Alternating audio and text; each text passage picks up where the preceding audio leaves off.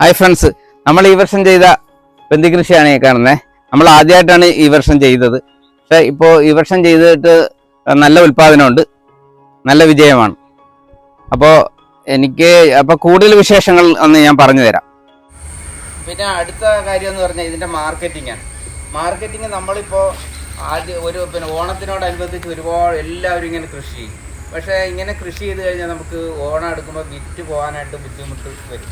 അപ്പോൾ നമ്മൾ ഇതെല്ലാം കൂടി ഇങ്ങനെ വിറ്റ് തമിഴ്നാട്ടിൽ നിന്നുള്ള പൂവെല്ലാം കൂടി വരും, ഇങ്ങോട്ട് വന്ന് വരുമ്പോൾ അത് മാർക്കറ്റിൽ ധാരാളം പൂക്കളുണ്ടാകും. അപ്പോൾ നമ്മളൊരു കടയിൽ ചെന്ന് ചോദിച്ചു കഴിഞ്ഞാൽ അവർക്ക് ഭയങ്കര ബുദ്ധിമുട്ടാണ് എടുക്കാനായിട്ട്. അവർ ഏതാണ്ട് നമ്മൾ വെറുതെ ഇത് നമുക്ക് കിട്ടുന്ന മാതിരിയാണ് അവരുടെ ഒരു സംസാരം. എന്ന് വെച്ചാൽ അവർ പറയുന്നത് നമുക്ക് റെഗുലറായിട്ട് നിങ്ങൾക്ക് തരാൻ പറ്റുമോ, റെഗുലറായിട്ട് നിങ്ങൾ തരുവാണെന്നുണ്ടെങ്കിൽ നമ്മൾ എടുക്കാം, അല്ലെങ്കിൽ നിങ്ങളിങ്ങനെ വല്ലപ്പോഴും കൊടുത്തു കഴിഞ്ഞാൽ ഞങ്ങൾക്ക് പൂ കിട്ടത്തില്ല, നിങ്ങളോട് എടുത്തു കഴിഞ്ഞാൽ മറ്റൊരു പൂ തരത്തില്ല. അപ്പോൾ അതുകൊണ്ട് നിങ്ങൾ റെഗുലറായിട്ട് കൃഷി ചെയ്യും. അപ്പോൾ ചെയ്യാനുള്ളവരെന്ന് പറഞ്ഞാൽ നമ്മൾ ഓണത്തിനോടനുബന്ധിച്ച് മാത്രം ചെയ്യാണ്ടിരിക്കുക.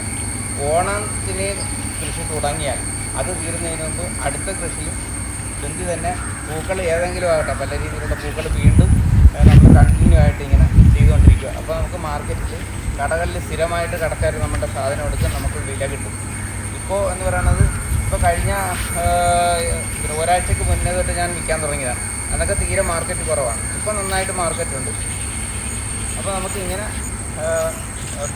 നമ്മുടെ മാർക്കറ്റിലെ ഡിമാൻഡ് അനുസരിച്ച് നമ്മൾ കൃഷി ചെയ്യുകയാണെങ്കിൽ, അങ്ങനെ ഒന്ന് ശ്രദ്ധിച്ച് ചെയ്യുകയാണെന്നുണ്ടെങ്കിൽ നമുക്ക് നല്ല വിജയം കൈവരിക്കാൻ സാധിക്കും. ബന്ദി നട്ട് കഴിഞ്ഞാൽ ഒരു 70 ദിവസം കൊണ്ട് നമുക്ക് വിളവെടുക്കാൻ സാധിക്കും. ഒരു 30 ദിവസമൊക്കെ ആകുമ്പം രണ്ട് സൈഡും കുറ്റി കുഴിച്ചിട്ടിട്ട് കയർ വലിച്ചു കെട്ടി ബന്ദി നല്ല സ്റ്റഡിയായിട്ട് നിർത്തുക. അല്ലെങ്കിൽ കാറ്റ് വരുമ്പോഴത്തേന് രണ്ട് സൈഡിനോട്ടും മറിഞ്ഞ് പൂവൊടിഞ്ഞു പോകും. അപ്പോൾ കാണാനൊരു ഭംഗി ഉണ്ടാകത്തില്ല. അപ്പോൾ ലെവൽ തെറ്റിയൊക്കെ ഇരിക്കും. അപ്പോൾ അതൊന്ന് നേരെയാക്കി നിർത്തുക. ധാരാളം പൂക്കളും ഉണ്ടാകും. നമുക്ക് ഓണത്തിന് ഒരു 70 ദിവസം മുമ്പ് നട്ടാൽ മതിയാവും. തമിഴ്നാട്ടിൽ നിന്ന് വരുന്നതിനേക്കാൾ നല്ല ക്വാളിറ്റിയുള്ള പൂവാണ് കേരളത്തിലുള്ളത്. കാരണം വെച്ചാൽ തമിഴ്നാട്ടിൽ ഭയങ്കര ചൂടല്ലേ, മഴയും കിട്ടുന്നില്ല. കേരളത്തിൽ നമുക്ക് ഇടയ്ക്കിടയ്ക്ക് മഴയൊക്കെ കിട്ടുന്നതുകൊണ്ട് ധാരാളം പൂക്കളുണ്ട്. പക്ഷേ കേരളത്തിലെ ബന്ദിപ്പൂവിന് നല്ല ജലാംശമുണ്ട്. അപ്പോൾ അതുകൊണ്ട് തമിഴ്നാട്ടിലെ പൂക്കൾ കിടക്കുന്ന അത്രയും ദിവസം കിടക്കില്ല എന്നുള്ള ഒരു ഇത് മാത്രമേ ഉള്ളൂ. പക്ഷേ ഭംഗി കൂടുതലെപ്പോഴും കേരളത്തിലെ പൂവാണ്, നല്ല ക്വാളിറ്റിയും കേരളത്തിലെ പൂവാണ്. അപ്പോൾ അതുകൊണ്ട് വ്യത്യസ്തങ്ങളായ കൃഷി കേരളത്തിൽ ചെയ്ത് വിജയം കൈവരിക്കുക. ഓക്കെ.